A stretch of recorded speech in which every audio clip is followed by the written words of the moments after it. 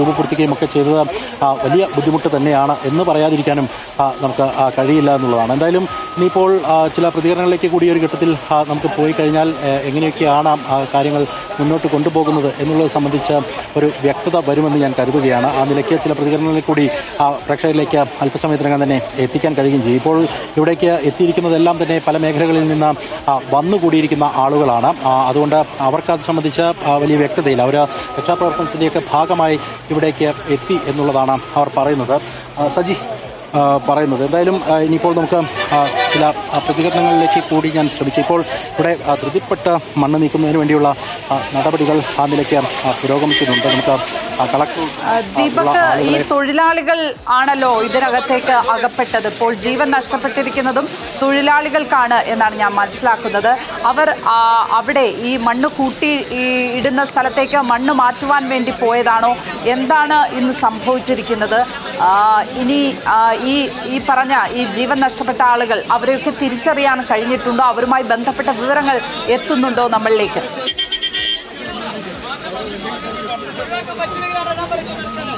ലക്ഷ്മി, അതൊന്ന് തിരക്കാമെന്ന് കരുതുകയാണ് ഞാൻ മേഡവുമായിട്ടൊന്ന് സംസാരിക്കാൻ. മേഡം, നിലവിൽ നമ്മൾ എത്ര പേരെ അവിടെ അല്ല കൺഫർമേഷൻ ഒന്നും ആയിട്ടില്ല. മാറ്റിയത് സംബന്ധിച്ച് മറ്റേ ആൾക്കാർ ഒരു 7-8 ആൾക്കാർ എല്ലാവരും സ്റ്റേബിളാണ്. അതുപോലെ രക്ഷാപ്രവർത്തനത്തിന് വേണ്ടിയുള്ള മറ്റ് ക്രമീകരണങ്ങളൊക്കെ നടത്തിയിട്ടുണ്ട്. NDRFിൻ്റെ ടീമുണ്ട്, ഫയർഫോഴ്സ് ഉണ്ട്, കോഴിക്കോടിൽ നിന്നും തൃശ്ശൂരിൽ നിന്നും NDRF വരുന്നുണ്ട്. So we are handling it. Okay. ജില്ലാ കളക്ടറാണ് സംസാരിച്ചത്. അവർ ഇപ്പോൾ അതിൻ്റെ ഏകോപനം നടത്തിക്കൊണ്ടിരിക്കുകയാണ്. അതുകൊണ്ട് തന്നെ കൂടുതലായി ഒരു പ്രതികരണം തേടുക എന്നതിനപ്പുറത്ത്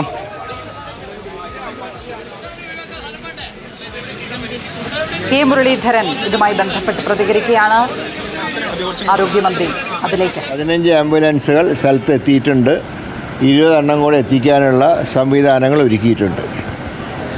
2 മൃതദേഹം കിട്ടിയപ്പോൾ ലേറ്റസ്റ്റ് അനുസരിച്ച് മണ്ണിടിഞ്ഞതിൻ്റെ മറുഭാഗത്താണ് മൃതശരീരം കണ്ടെത്തിയത്.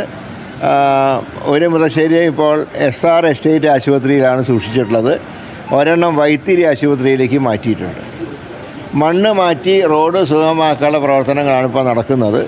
അതായിക്കഴിഞ്ഞാൽ ഉടനെ പോസ്റ്റ്മോർട്ടത്തിൻ്റെ സംവിധാനം ഇപ്പോൾ അവിടെ ഒരുക്കിയിട്ടുണ്ട്. വൈത്തിരി താലൂക്ക് ആശുപത്രിയിൽ ഒരുക്കിയിട്ടുണ്ട്. പിന്നെ പരിക്കേറ്റ 9 പേരെ മേപ്പാടി വിംസ് ആശുപത്രിയിലാണ് പ്രവേശിപ്പിച്ചിട്ടുള്ളത്. അതിൽ ഒരാളുടെ നില വളരെ സീരിയസ് ആണ്. പോലീസ് സർജൻ ബത്തേരി താലൂക്ക് ആശുപത്രിയിൽ നിന്ന് വൈത്തിരിയിലേക്ക് പുറപ്പെട്ടിട്ടുണ്ട്. വയനാട് DMOയും ഒക്കെ സ്ഥലത്തുണ്ട്, ഉദ്യോഗസ്ഥന്മാരൊക്കെ സ്ഥലത്തുണ്ട്. എല്ലാ സൗകര്യങ്ങളും ചികിത്സാ സൗകര്യങ്ങളും ചെയ്യാനുള്ള സംവിധാനങ്ങൾ ആരോഗ്യവകുപ്പ് ഒരുക്കിയിട്ടുണ്ട്. അല്ല, അതിൻ്റെ പ്രാഥമികമായിട്ട് റിപ്പോർട്ട് കിട്ടിയതിന് ശേഷം മാത്രമേ ആലോചിക്കുള്ളൂ. ഏതായാലും ആശുപത്രിയിൽ എല്ലാ സജ്ജീകരണങ്ങളും വയനാട് ജില്ലയിലെ എല്ലാ സർക്കാർ ആശുപത്രികളിലും വേണ്ട സജ്ജീകരണങ്ങൾ ഏർപ്പാട് ചെയ്ത് കഴിഞ്ഞു. അതെ, 2 ഇടത്താണ് കൺഫേം ചെയ്തിട്ടില്ല. ഓക്കെ.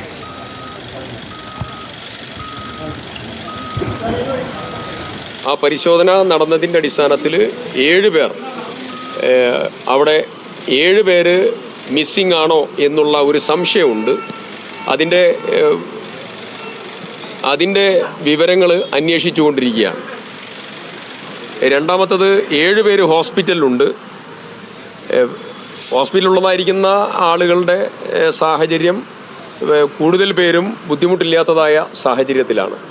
അപ്പോൾ ഈ മിസ്സിംഗ് ആയിട്ടുള്ള വിഷയത്തെ സംബന്ധിച്ച് പ്രാദേശികമായിട്ടുള്ള ആളുകൾ ആരെങ്കിലും നടന്നു പോകുന്ന വഴിയോ മറ്റോ ഇതിൽപ്പെട്ടോ എന്നുള്ള പരിശോധന ഉൾപ്പെടെ എല്ലാം പൂർണ്ണമായി നടത്തുന്നതിന് വേണ്ടിയുള്ള നടപടി സ്വീകരിച്ചിട്ടുണ്ട്.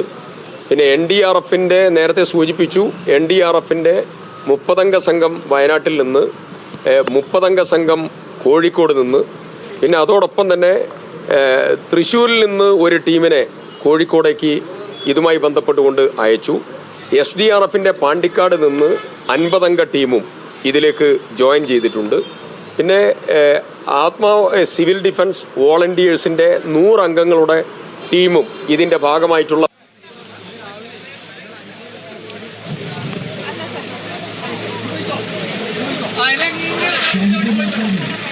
കൂടുതൽ രക്ഷാപ്രവർത്തകർ അവിടേക്ക് എത്തുന്നതിനെ കുറിച്ചാണ് മന്ത്രി സംസാരിച്ചത്.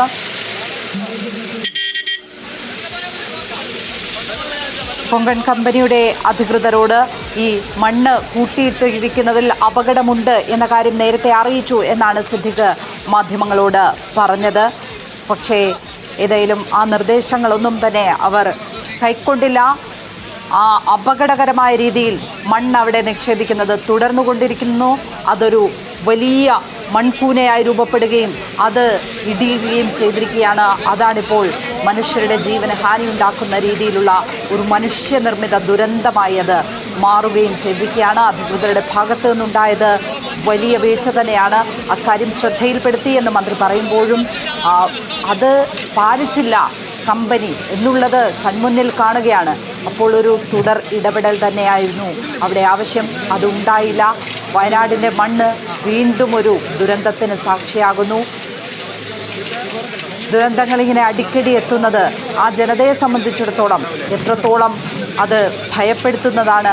അവരുടെ സുരക്ഷിത ബോധത്തിനുമേൽ ഇങ്ങനെ ഓരോരോ ദുരന്തങ്ങൾ ആവർത്തിക്കുകയാണ്. അവർ ആ വലിയ ദുരന്തത്തിൻ്റെ ഞെട്ടൽ അതിജീവിച്ച് വരുന്നതേ ഉണ്ടായിരുന്നുള്ളൂ.